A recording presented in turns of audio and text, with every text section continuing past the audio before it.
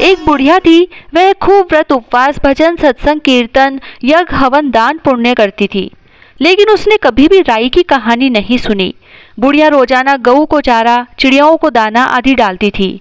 वह रोजाना 16 रोटी बनाती, 2 गाय की, 2 कुत्ते की, 2 बिल्ली की, 2 चिड़ियों की, 2 कबूतरों की, 2 बंदरों की, 2 कौवों की और 2 रोटी खुद की बनाती थी। पहले सबको खिलाती और बाद में खुद खाती थी।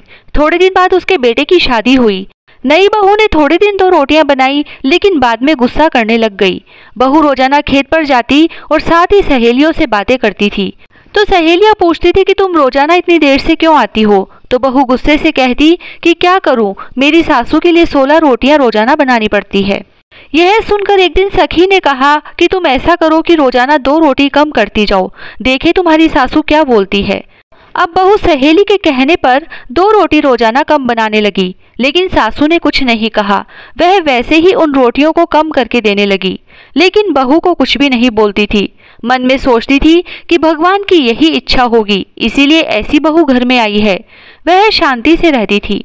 एक दिन ऐसा आया कि बहू ने 2 रोटी ही बनाई। बुढ़िया ने 2 रोटी में से सबको खिलाया और आखिरी ग्रास खुद ने खाया और पानी पीकर सो गई और भगवान के भजन करने लगी। लेकिन अब कुछ दिनों बाद बहू ने रोटियां बनाना ही बंद कर दिया।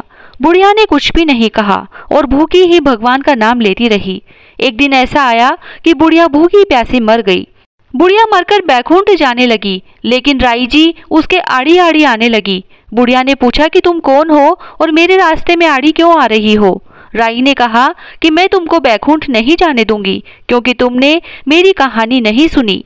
मैं कार्तिक के ठाकुर राई दामोदर भगवान की पटरानी हूँ और तुमको बैकुंठ नहीं जाने दूंगी। बुढ़िया को बहुत तकलीफ हुई और कहने लगी, मैंने तो आज तक किसी के मुंह से नहीं सुना कि राई की कहानी सुननी चाहिए।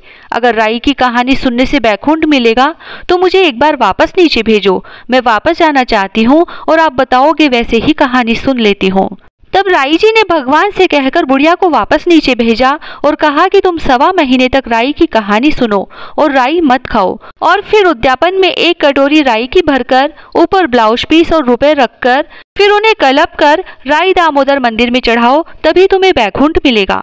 यह कहानी आसोज के नवरात्रों से सुने और कार्तिक में चढ़ाए।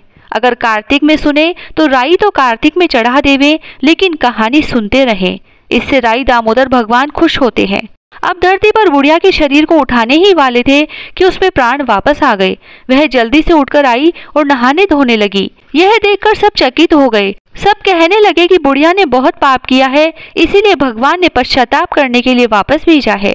बुढ़िया सुनती रही, कुछ नहीं बोली, लेकिन बहू बोलती रही कि देखो सासू जी को, जो मरकर भी वापस जिंदा हो गई। पता नहीं किसमें जीव अटक रहा है, इनमें तो पहले से भी ज्यादा ताकत आ गई है।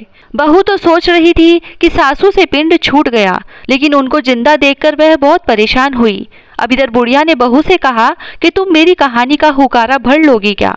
तब बहू ने कहा, पहले जिंदा थे तब भी कथा कहानी कहा करते थे, और अब मरकर वापस आए तो फिर से वही कथा कहानी शुरू कर दी। ये सब तो ऊपर ही छोड़ आते। बहू ने खूब सुनाया, लेकिन बुढ़िया ने कुछ भी नहीं कहा।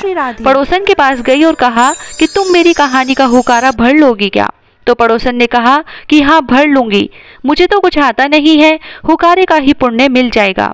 अब बुढ़िया माई ने 1.25 महीने कहानी सुनी और राई की कटोरी भरकर ब्लाउज पीस और रुपए रखकर उसको कलप कर मंदिर में चढ़ाई।